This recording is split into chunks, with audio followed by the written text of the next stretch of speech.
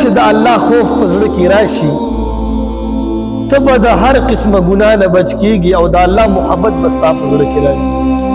رسول الله مبارک فرمایي صلی الله علیه وسلم اتق الله د الله نه ویریږئ حیث ما كنت په کوم ځای کې چې ته یې کوم ځای کې چې د الله نه ویریږئ. شپې ځان ته ناستې د الله نه ویریږه ګناه مه کوه. د ورځې ځان نه د الله نه ویریږه. یو بل ځای ته تللی یو غلط ځای دی د الله نه ویریږه.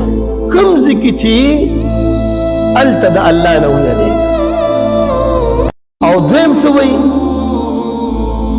واتبع السیئة الحسنة تمحها. گناہ در نوشو داغی نپس نیکیو کچی دا گناہ دی ختم شي. او دریم نمبر دا اللہ مخلوق سر اخلاق. نو اول نمبر چی تا کم ذکی دا اللہ نا یر پزڑکی پیدا کی نو علا بستا پزڑکی دا اللہ محبت امرشی.